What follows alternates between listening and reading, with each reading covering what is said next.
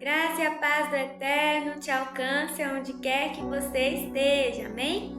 A palavra do Senhor para os nossos corações hoje está em Tiago 3, do 1 ao 12, que diz assim: Meus irmãos, somente poucos de vocês deveriam se tornar mestres na igreja, pois vocês sabem que nós, os que ensinamos, seremos julgados com mais rigor do que os outros. Todos nós sempre cometemos erros. Quem não comete nenhum erro no que diz é uma pessoa madura, capaz de controlar todo o seu corpo. Até na boca dos cavalos colocamos um freio para que nos obedeçam e assim fazemos com que vão aonde queremos. Pensem num navio. Grande como é, empurrado por ventos fortes, ele é guiado por um pequeno leme e vai aonde o piloto quer. É isso que acontece com a língua, mesmo pequena, ela se gaba de grandes coisas. Vejam como uma grande floresta pode ser incendiada por uma pequena chama. A língua é um fogo, ela é um mundo de maldade, ocupa o seu lugar no nosso corpo e espalha o mal em todo o nosso ser. Com o fogo que vem do próprio inferno, ela põe toda a nossa vida em chamas. O ser humano é capaz de dominar todas as criaturas e tem dominado os animais selvagens, os pássaros, os animais que se arrastam pelo chão e os peixes, mas ninguém ainda foi capaz de dominar a língua. Ela é má, cheia de veneno mortal e ninguém a pode controlar. Usamos a língua tanto para agradecer ao Senhor e Pai, como para amaldiçoar as pessoas que foram criadas parecidas com Deus. Da mesma boca saem palavras tanto de agradecimento como de maldição. Meus irmãos, isso não deve ser assim. Por acaso pode a mesma fonte jorrar água doce e água amarga? Meus irmãos, por acaso pode uma figueira dar azeitonas ou um pé de uva dar figos?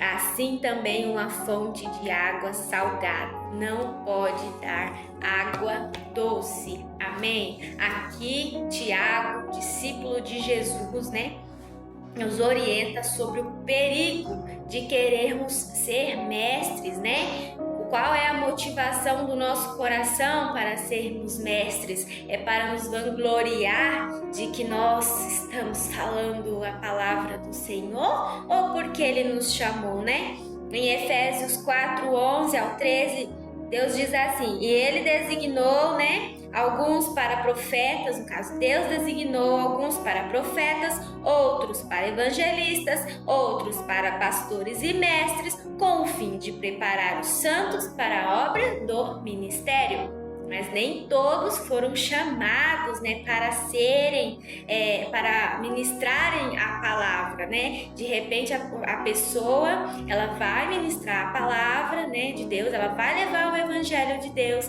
mas de uma outra forma, Deus vai usar ela de uma outra forma.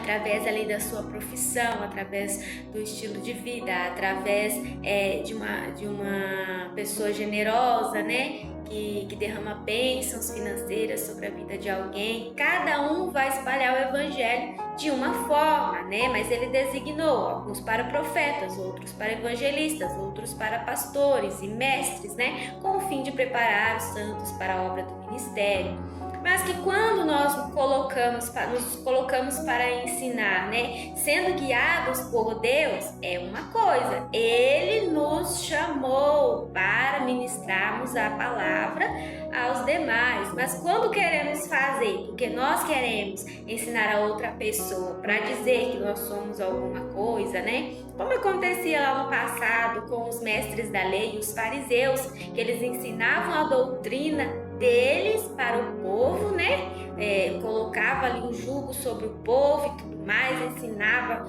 a palavra todos os sábados, ali no templo para o povo, mas eles estavam fazendo para se vangloriar daquilo e não fazendo de acordo com o que Deus queria, falando realmente o sentido real, da palavra do Senhor. Em Mateus 18:6, o Senhor fala: ai daquele que fizer tropeçar um filho dele. Então, muitas vezes, a pessoa quer ministrar a palavra do Senhor, de qualquer jeito, do jeito que ela entendeu ali, sendo que a Bíblia ela tem todo um contexto, né, histórico, tem todo um contexto de lugar, um contexto geral, né?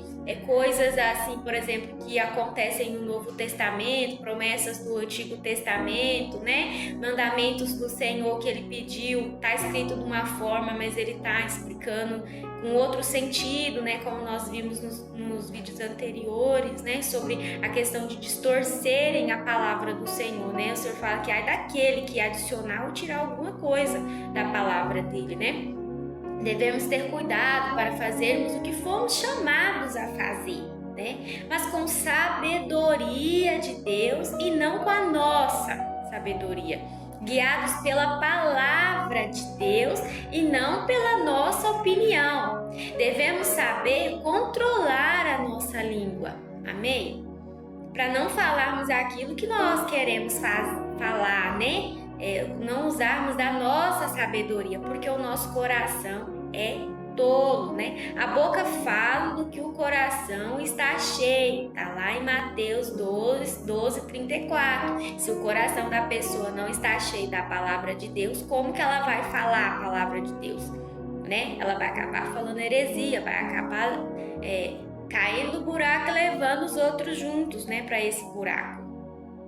É necessário que os nossos corações estejam cheios da palavra de Deus, né? E a palavra de Deus é Jesus, né? Tá lá em João 1:1, onde ele diz: no princípio era a palavra, e a palavra estava com Deus, e a palavra era Deus. Aqui João está dizendo sobre Jesus. Em 2 Timóteo 3,16 diz também, né, que toda a escritura é inspirada por Deus, né? O Espírito Santo inspirou todos, né, a escreverem a palavra do Senhor para nós. Ele dá o exemplo, né, onde compara a nossa língua como um fogo, né, que mesmo pequeno, mesmo sendo uma chama pequena, é capaz de incendiar uma floresta. Com o fogo, ele fala, com o fogo que vem do próprio inferno, às vezes, né? Ela põe toda a nossa vida em chamas e nós nos incendiamos e acabamos incendiando outras pessoas, não com a chama do Espírito Santo, mas a chama do inferno, né? E o Senhor fala, precisamos estar incendiados pelo fogo do Espírito Santo, pois se for por outro fogo, grande será a ruína que traremos a nós e aos outros. Precisamos dominar a nossa língua, né? Dela não pode sair bênção e maldição. Num momento, nós estamos glorificando a Deus. No outro momento, amaldiçoando o nosso irmão, que é imagem e semelhança de Deus. O ser humano não é só o nosso irmão em Cristo. O ser humano é a imagem e semelhança de Deus. Está lá em Gênesis 1:26. E o Senhor nos chama a termos cuidado, amém? Cuidado, quer ensinar? Tenha cuidado, busca a sabedoria do Senhor, né? Pense para falar, né? Ele fala assim, que você tem que ser sempre disposto a ouvir, né?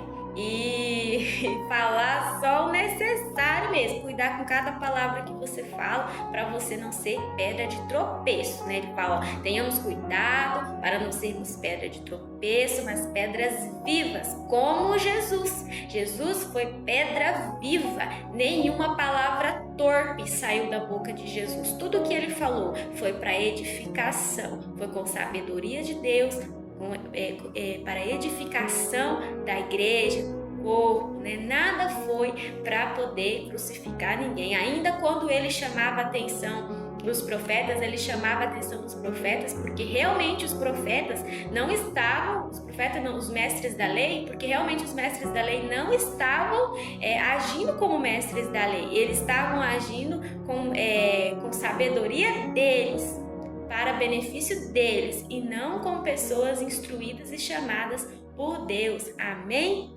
Receba essa mensagem no seu coração neste dia. Tenha um bom dia em nome de Jesus. O Eterno te ama.